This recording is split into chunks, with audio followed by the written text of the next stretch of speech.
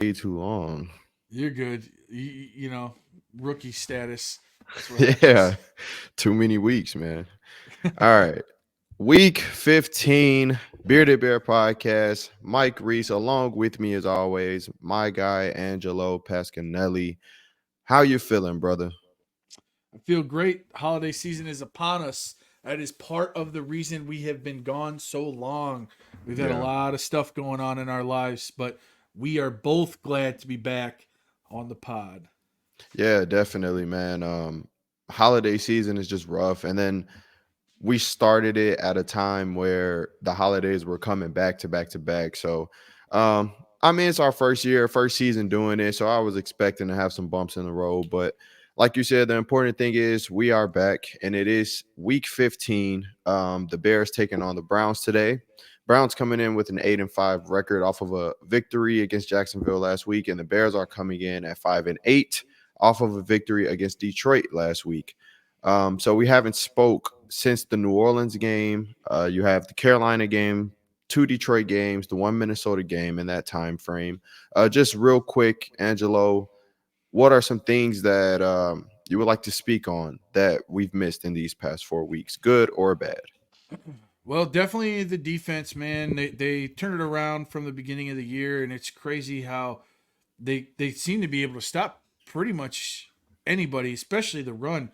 It doesn't seem like you could run on the Bears at all right now, and I don't know if that has to do with them all gelling well together. Eberflus taking over the calls. Montez Sweat being added to the defense was huge. So, I mean, they are playing much better. And I also think that Justin Fields has been playing pretty damn well.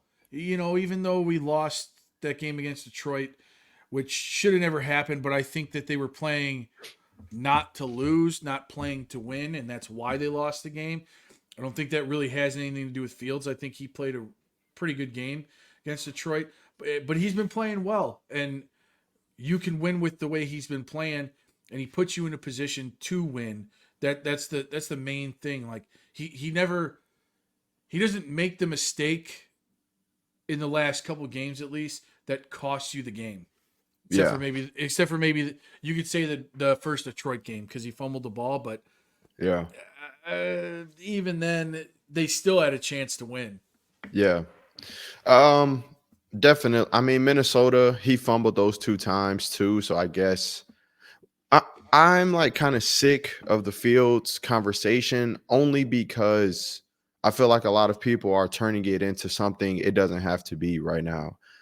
The fact of the matter is, we have 4 games left. The Bears have a chance to make the playoffs, which the first 6 games of the season, if you would have told anyone that, they would have told you you're crazy. So right now they're 1 game back of the 7th seed, and I think that should be the primary focus of what's going on right now. So I'm going to try my best. I know it's really hard because that's the conversation in the city right now, but I'm going to try my best not to extremely critique everything Fields is doing and extremely overhype everything Fields is doing just because of the draft position. Now, with that being said, I'm 100% right there with you, man. The defense has been playing honestly incredible, like one of the best defenses in the NFL. I believe they are ranked number one against the rush in the NFL. Crazy. I'm not sure where they are in turnovers, but I know in the past 4 games they're top five in takeaways as well. Jalen Johnson has been incredible. Um, I kind of feel like the Bears made a mistake by not paying him, which we were both saying at the Yep. time, because now he has taken his game to another level.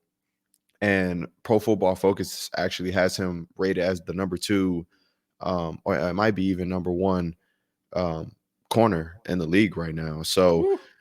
when the offseason comes, I'm hoping they can reach a deal. I really don't want it to go the franchise tag route, but I can see that happening. Um, and like you said, with the offense, I feel like Fields hasn't been making the costly turnovers, especially interception wise. I do think he can still do a better job of getting the ball out when it's there, not taking those sacks and just those hits. Because in the Detroit game, they were trying to kill him, man. um, so at a certain point, he does have to take that next step of protecting himself, especially with his talent. Because when teams are getting a chance to take that shot at him, they're not Mhm. holding back and he's not getting the calls, unfortunately. And like you said with the interception, that means he's reading the field better. He's making the decisions, whether it be faster or the right decision. Um, and I feel like some of the calls lately in these games have been more getting him outside the pocket, which is where we know that he thrives at. It seems like sometimes the coaching staff doesn't know that, but if you get him outside that pocket, it puts the pressure on the linebackers to come up a little bit, gives them those shallow crosses, those slant routes. So I feel like he's seeing the field better. He's putting things together more, and I also think in his mind he might think that he's not even going to be here next year, so he's just playing ball, Yeah. which is the best way that Fields plays when he doesn't have to go out there and analyze and think constantly. He just goes out there and plays. And when he goes out there and plays, he plays well. And I Yeah. think with the way that he's playing, you can win with him, especially if they get a guy like Marvin Harrison Jr. and they sure up their offensive line, and their defense is only going to get better, I would imagine. You're going to pick up some guys in free agency, some guys in the draft. Your defense will get better. And I mean, this potentially could be in the next 2 years a Super Bowl team. Yeah. And that was the focus of this conversation, was based off these past 4 games, what has been encouraging, right? And I think you're spot on. Like, from these last 4 games, sure, the Minnesota game was ugly, but in a sense, that's really a testament to that defense. Like, they gave up 10 points or whatever it was. This team isn't far off. They're finding ways to win, rather it's pretty, rather it's ugly. Even last week against Detroit, they started off hot, and Getty, admittedly so, respect to Getty for coming out and saying, like, yo, basically that pitch to DJ was some bullshit on 4th and 1. We shouldn't have ran it, but they hit that adversity. And how many times earlier in the season did we see that happen? And then they just fold and they don't Yep. come back from it. Last week, you beat a division leading second, third best team in the NFC pretty handily. Like, 28-13, that's a double digit win. So when you look at this and you say, okay, we still need a center 100%. I'm curious to see what Braxton Jones does today against Myles Garrett, because I feel like this is a huge game for him and asserting himself as, yo, we don't need to spend capital on our left tackle if he can hold that down today. Um, like you said, get another receiver. Personally, I would love Marv, but even if it's Malik Neighbors or Romeo, like, I'll take that too. On the defensive side, get you a defensive tackle, get you another edge rusher, get you a younger safety. Like, you're right there. Um, and with Fields, it's growth, right? And that's what we wanted to see. Everyone was expecting him and putting that target on his back. He needs to have that Hurts jump. He needs to have that Josh Allen jump. Well, these are all different guys in all different systems with different pieces and different beginnings. Just because he's not taking that leap this year doesn't mean he still isn't improving. And if you continue to add to this roster and you decide to keep Fields, you have to think he's only going to get better. So what does that next year leap look like? And that's why I don't want to get too deep into that conversation, because we have all offseason until April to talk about that shit. But I do think people are missing the point of, it has to be this extreme of either Fields can't play or he's the next Patrick Mahomes, or the next Lamar Jackson. Like, there can be somewhere in between there where he just steadily improves. And like you said, since he's been back, you can win with him. Right, right. I, and like you said, he doesn't have to have a drastic jump. I mean, they are improving, are they not? They had 3 wins last year. Now they have 5 with a chance for more. That this test today is going to be Yeah. tough. Mm-hmm. It's going to be a tough game. You're playing the Browns. They got a good defense. You can't really sleep on Joe Flacco because he's been playing well. You know, so this will be a tough game for the whole team, and it'll be a tough game for Fields. But if Fields balls out against a Browns defense, and then he's got to play what is this? Does he play Arizona Arizona next next. week? And then Yeah. Green Bay? Yeah, so I No, mean, Arizona, Atlanta, Green Bay. if he balls out today, he should have decent games against Arizona and Atlanta. And if they win those three, that means you're going into Green Bay for a chance to make the playoffs, which could come down to a win it and you're in, or if they win it and they're in. And that it just epitomizes the whole entire season, Hey, if they get into the playoffs, then what are you going to say? Get rid of Fields and go for Caleb Williams? You don't Right. even know what this dude's going to do when he comes to the pros. Get Drake May? You don't know what he's going to do when he comes to the pros. Look at Robert Griffin. All it took was one messed up drop back to destroy his knee, and he was never the same again. That could happen to somebody you draft. It could also happen to Fields. But as of right now, we know what we have with Fields. We know. I mean, the guy rushed for 1,000 yards. That's you don't do that as a quarterback that often. Yeah.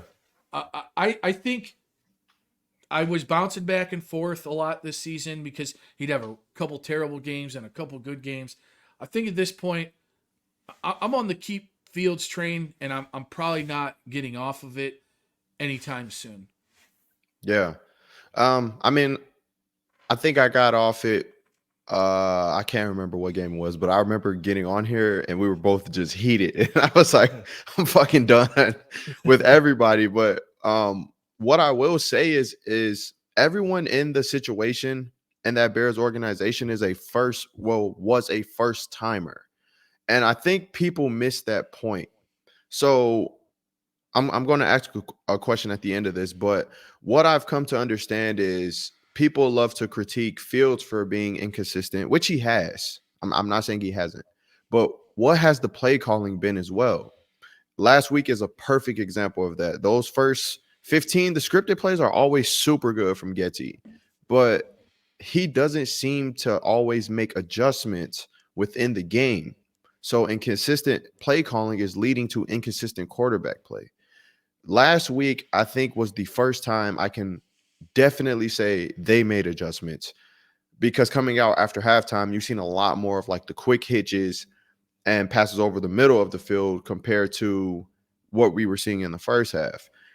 And my point being, just how we were seeing improvement from Fields, we're also seeing a little improvement from Getty as well. Like, I do have to give him some credit. The play call with the reverse to DJ was a beautiful play call, and just there are examples of him understanding.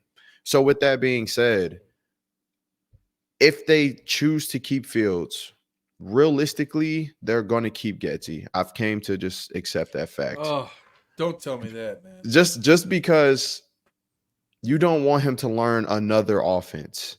This will be his third offense learned in 4 years. And that's the Jay Cutler effect. So I'm just trying to think realistically, long term, they got something building continuity wise with Eberflus. If they decide to go that route, are you okay with that? Mm, If not, I'm okay. I'm what okay with would you? Fields, but hey man, I could, I'd be okay with them keeping Flus because I think that the locker room really likes him, the players like him, the defense loves him, obviously, and I think he really cares about these players. I think you're right. The inconsistency of play calling has led to inconsistent quarterback play. You're absolutely right. The problem with Getsy, I just feel like he's too inconsistent too often.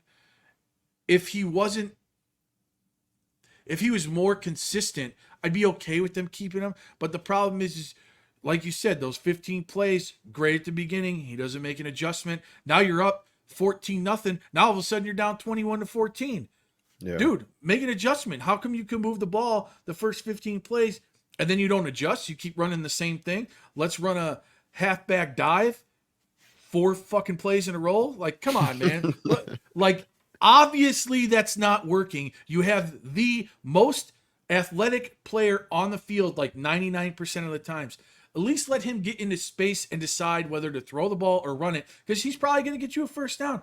The play last week where it looked like he was definitely getting sacked. I don't know how the hell he got out of that. Dude is a damn magician. That is just one of the reasons it's so fun to watch Fields, because you think he's going to go down, all of a sudden he's got a 25-yard rush. Yeah. How's he do it? I don't know. I would be okay if they kept Flus and got a new offensive coordinator, but then again, you are also right. That is the Jay Cutler effect, because now he's Yeah. got to learn a new offense. Yeah. Yeah. And I'm with you. I'm trying to wrap my brain around a situation in which Getty doesn't come back, but Fields does, and I'm just having a hard time seeing it unless they change everything from the top. Right? They get rid of Eberflus. Let's say, even though it's a long shot at this point, I think you bring Harbaugh in, and he's like, "I'm bringing my guys, and I want to keep Fields." In that situation, sure, but I don't know if there is a situation in which they keep Eberflus, keep Fields, but get rid of Getsy, if that makes sense. I'm with you. I agree with you. I do think there are play callers out there. For example, let's say Ben Johnson was our OC. I would believe that he would be getting more out of Fields and out of tailoring a better game plan on a more consistent basis than what we're seeing from Getsy. Which is not to say that Fields doesn't have his own part in the struggles, and every play caller has bad plays or too cute plays. But um, like you said, my issue is just it's too inconsistent too often, and it's too drastic. Of damn, that was a great play call for DJ, or that was a great first half call to get Fields out the pocket. Second half, let's have him revert back to Green Bay and be a statue. Like it just doesn't make sense a lot of times. So um let's move forward to this game today, man. Um Bears Browns in Cleveland, where Cleveland has only lost one game at home this season. Four different starting quarterbacks this year. Somehow they keep winning games. They got 58-year-old Joe Flacco off the couch, throwing for 311 yards last week, 3 TDs, a 92 rating, boasting a top 5 defense. We all know Myles Garrett, Zadarius Smith. Um, I don't know if Denzel Ward is back yet. He's still a game time decision, and it's 9:56 currently, so that's not out yet. But what are you expecting? Well, just what are your thoughts, man? We all know what happened last time. It wasn't pretty. Well, I think it's going to be more of a slugfest. Listen, Joe Flacco's 38 years old, right? He's having a good run. All runs like that for the older guys usually come to an end. And I'm not saying like Rogers Brady type. I'm talking about a guy who came off the couch, who could have a couple good games, and eventually he loses it. You can't stay hot forever. No one ever does. I mean, even Brady, Kobe, Michael, they lose. It's just it happens. So I think it's going to be more of a slugfest than we really think. I think it'll be probably a low scoring game. I just want to see Fields make some right decisions. Will Fields turn the ball over today? Probably, because their defense is very, very tough. And like you said, Myles Garrett, he's going to be in the backfield. He's just too tough, man. Personally, I think he should be Defensive Player of the Year. I don't know if they give it to him, but I've always liked Myles Garrett. I've liked him for a long time. I think he's really tough. I just want to. I'd like to see them be able to run the ball a little bit, but I know that they're going to have a tough time. So Fields is going to have to make some good decisions and some timely throws, especially on third down, to keep the chains moving. Because I feel like the more chances Flacco gets, the more opportunities they will have to score. Bears passing defense isn't phenomenal as their run defense, so I would imagine that they're not going to be able to run on the Bears at all. But I don't want to see Flacco put up 303 touchdowns against the Bears. I'll be really pissed off. Yeah, no, I'm 100%, man. You hit it right on the head with your opening statement. Like these runs always seem to come to an end. And a couple weeks ago, we were playing a quarterback who was on a crazy run, Joshua Dobbs. And Monday night, it seems like the Bears stopped that run. Now he's not even starting anymore. So I want to see if that continues. And I know they're not the same, but even going back to the Josh Dobbs, who he wasn't even coming off the couch, way more athletic than the years more athletic than Joe Flacco. So you're going into Cleveland where I agree with you. I do think it's going to be a dogfight. The turnovers are going to be extremely key. For example, last week Trevor Lawrence threw 3 interceptions and they still only lost 27-31. So they still had a chance at the end of the day, but pretty sure their interceptions and turnovers were the deciding factor there. So that's the biggest thing I want to see from Fields. Take care of the ball and make timely plays. I'm not asking for him to throw for 300. I'm not asking for him to have that Miami game he had last year or the Washington game earlier this year. I'm just asking you to take care of the ball, convert the third downs, stay ahead of the chains, no negative plays, and give your team a chance to win. Um, Joe Flacco, I did watch some highlights. I mean, he's on a good run, yeah, but Cleveland's quarterback play was also really bad prior to that. So the bar is pretty low. Um, I think if they can get pressure on him, especially with both of their tackles being out, it'll make a world of difference. Because like you said, at this point, I don't know, I'm pretty confident that Jerome Ford is not going to have a amazing day against him. Like it's not Nick Chubb back there, you know. Right. No disrespect to him, but uh, I just think there are chances and opportunities, or there will be, for the Bears to move the ball, get some pressure, maybe make Joe Flacco throw before he's ready. He's not as athletic.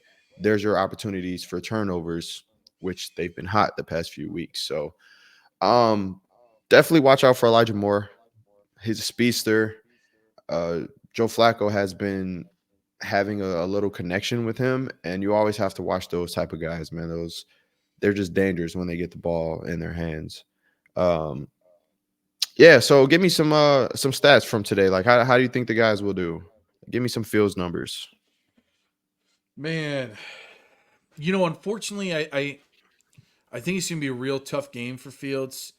I'm thinking he's gonna probably throw for around 190, uh, one score and an interception more than likely, just because it's going to be such a rough day. But I also think he's going to run for about 75 yards. I feel like his escapability is such a big factor in the way that he can win a game like this, Yeah, specifically because it's such a tough defense. The, if you're able to extend plays and get the defense kind of on their heels or on skates, however you want to say it, it makes that much of a difference for him to make a big play with his feet. Um, it's tough because he could explode and have a crazy game. Because, like you said, I mean, Lawrence threw 3 interceptions last week. He had a bum ankle and they almost won. They almost beat yeah, him. You know what I mean? So Fields is coming in relatively healthy. So there's a chance that he could have a good game. But it's yeah, always seems like against these real tough defenses, it's harder for him than it normally is. Like you said, Minnesota. Minnesota has a tough defense, and it was a difficult game for them.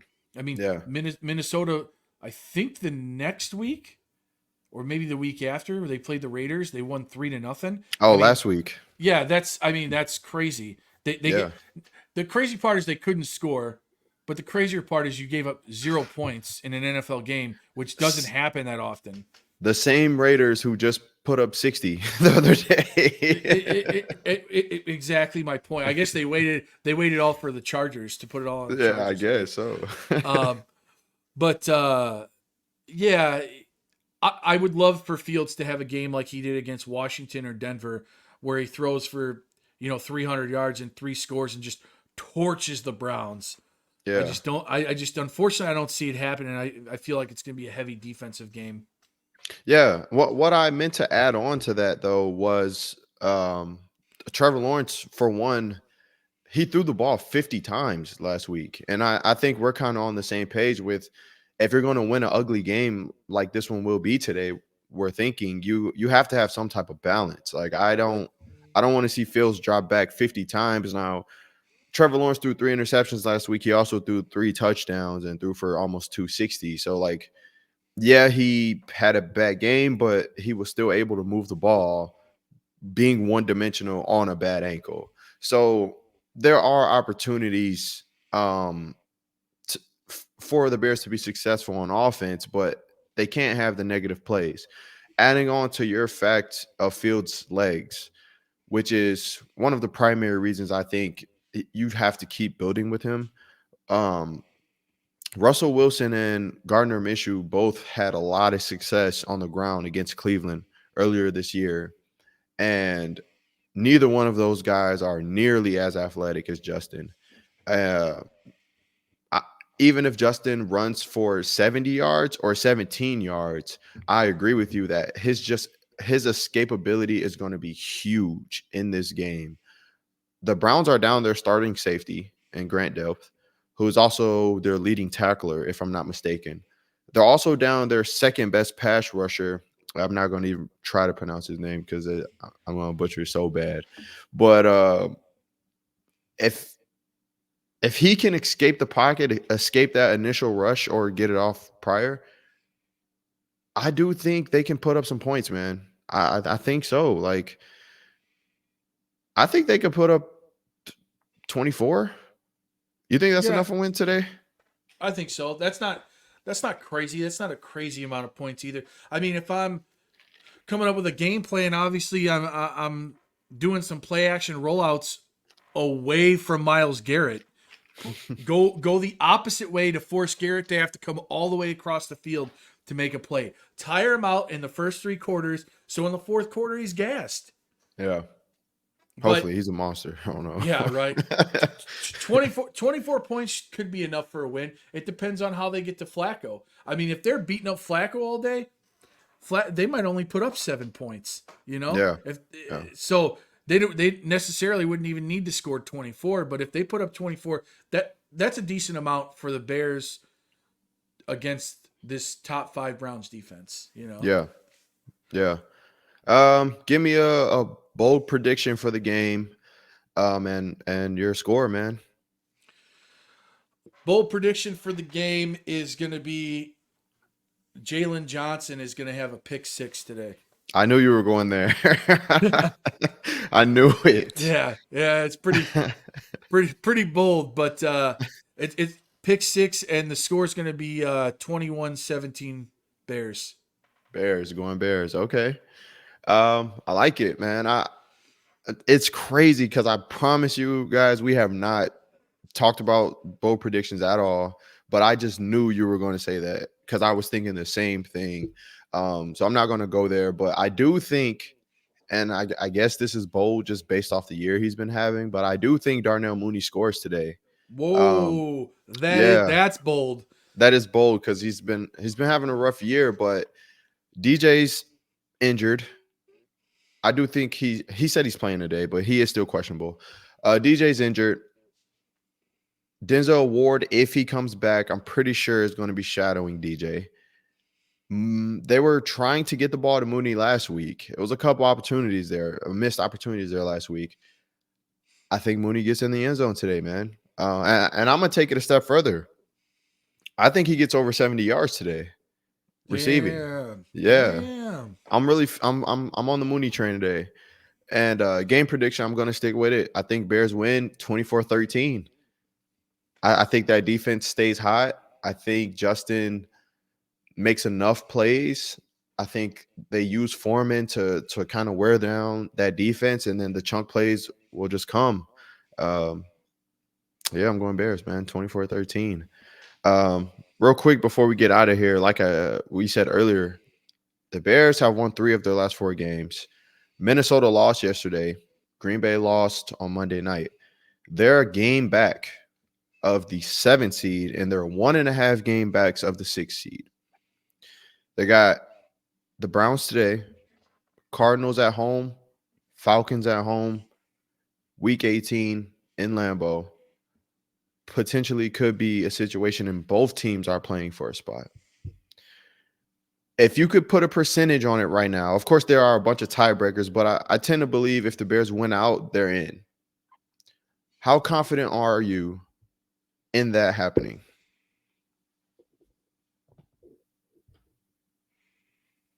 Mm. I'd say 40%. because they won't win out, or because I they think won't I think have a I think chance.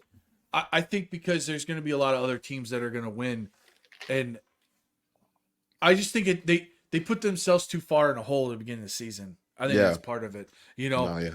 Mhm. because e- even if you're going against Green Bay, like you're playing Green Bay in Lambeau and they play well in Lambeau. I That's a hate tough game. I Yeah. hate the Packers. I hope they beat the Packers. I hope even if they're not in the playoff race that the Packers are and they beat them in Lambeau to knock the Packers out of the playoffs. Yeah. That would be great. That would be the best part of the season. But do I think they can win out? Yeah, they probably could.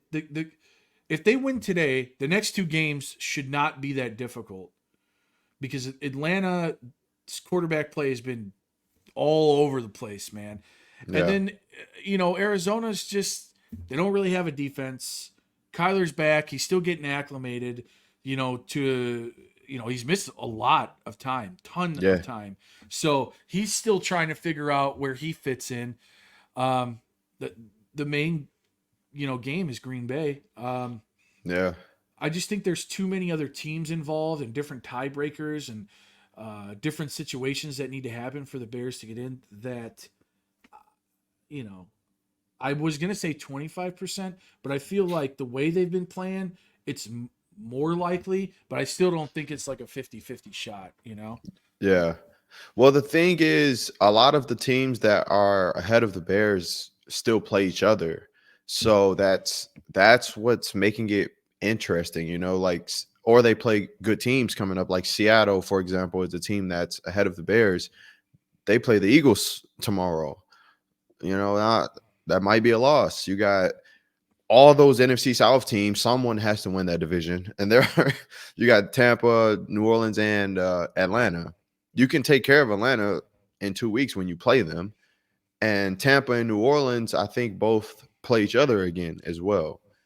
You got a lot of help with Minnesota losing last week. They still have to go to Detroit twice with already 7 losses and no quarterback. So I do think there is a pathway for them to get there. I'm going to go 50-50, man. And I'm going to tell you this, if they win today, I might bump it up to 60 because I do think this is the hardest game they have left.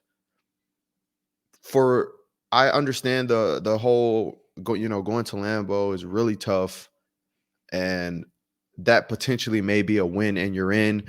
I can see them flexing that Sunday night in Lambeau, but I think if the Bears get that far, at that point, they would have won what 6 in a row or some shit. Yeah. Where are they at 2 right now? Well, they would have won. They would 5 have in a won. row. Yeah, but you said they were three out of four, and then Yeah, they got, so what is it? 6 out of 7. They would they have would won be. 6 out of 7. Yeah, 6 out of 7 at that point, rolling in hot, confidence through the roof. Justin is playing for a lot. Eberflus is coaching for a lot. Because if they go into Lambeau, win that game, make the playoffs, even if they don't, like you said, knock the Packers out, no one's getting fired after that shit. I'm gonna just be No, honest with you. no, Not you're absolutely. If they win out and don't make the playoffs, but they knock the Packers out of the playoffs, and come on, they end the season going, well, it would be 7 of 8. yeah. That's it's hard to argue getting rid of anybody at that point because Yeah. you're going to build on what the end of the season was in the next year. The problem is the same shit happened last year where they sucked at the beginning, then Fields went on that incredible run in the second half of the year, and then they never built on it. Yeah. So, Well, the difference is though they weren't winning. That true. matters, man.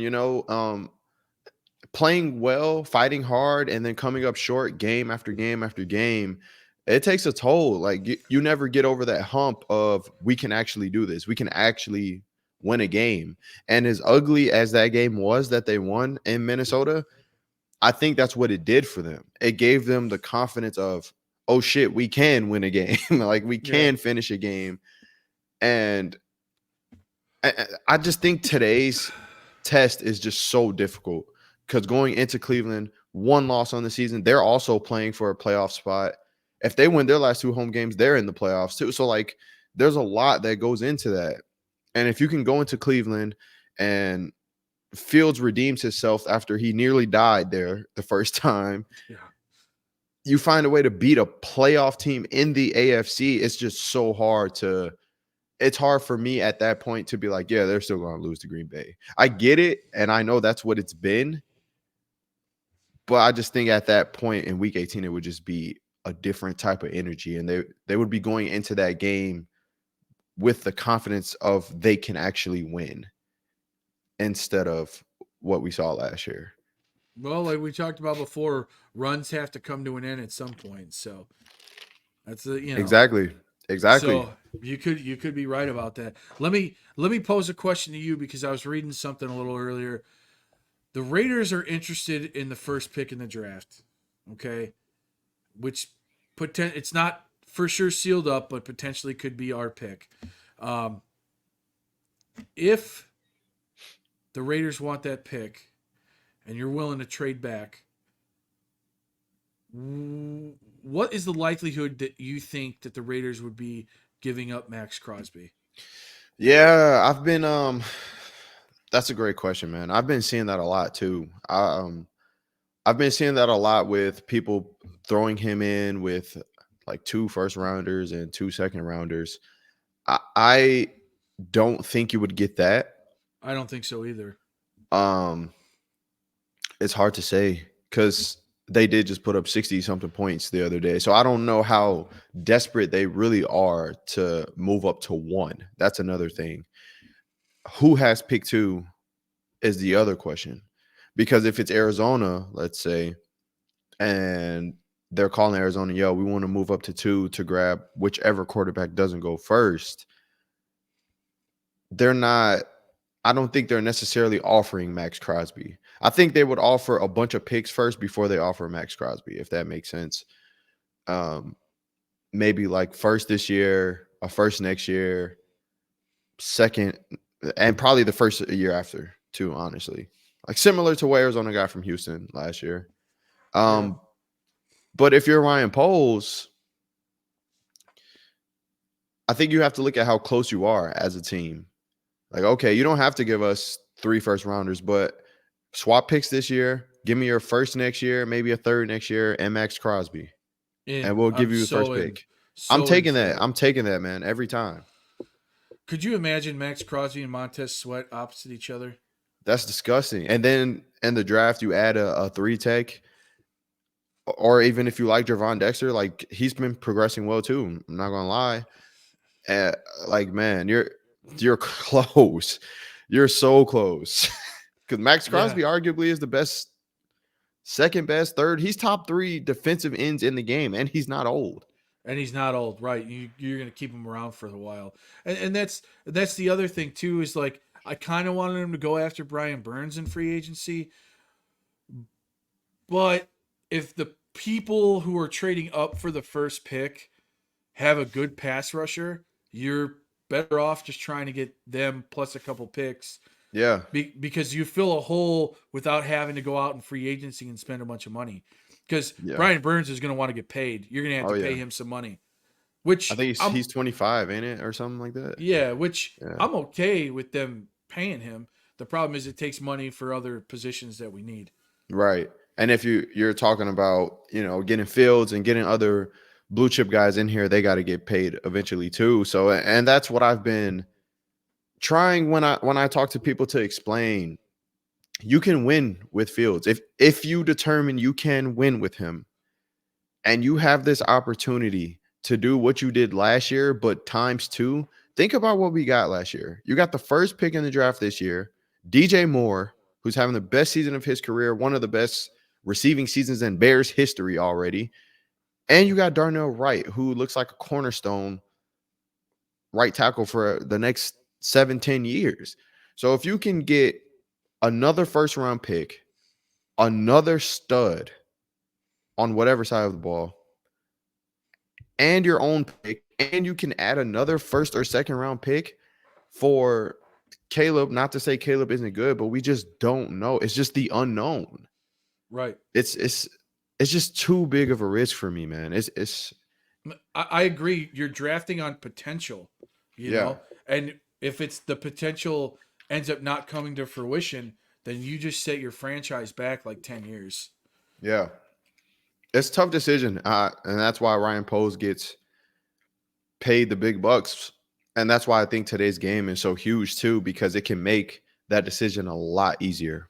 If Fields Yeah. comes out and balls today, and they look dominant, or even just a convincing win like what they had last week, I think that narrative will start to change a little bit, and a lot more people will be coming around to, like we said, like this team's not far off, man. And in our lifetime, this is probably the biggest offseason that in ever for us. They got potential to build a San Francisco type roster with this Yeah. offseason, you know?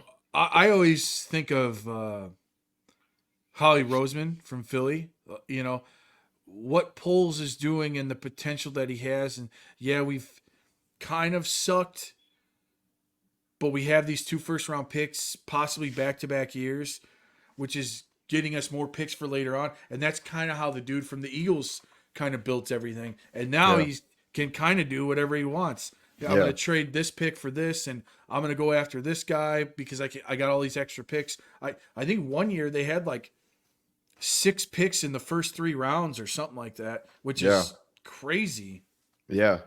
And they're a perfect example. We talk about them all the time. We talk about Hurts all the time. Hurts isn't the most dynamic passer, and he's not the most electrifying runner. I would say Lamar and Fields are both better runners than him. He's Agreed. mobile, but the point is you can win with him. And he's in a situation, and the team around him is uplifting him so much that it just works. And sometimes you can build a team just like that as well. The same way you can get lucky and hit on a CJ Stroud and hit on an Andrew Luck, you can build a team like the 49ers and Eagles too. And that's just the reality of the situation. But um, yeah, we'll leave it here, man. Hopefully Bears get a dub today, and when we hop back on talking about the game, it's we're celebrating. Yeah, let's hope so. Yeah, not crying. So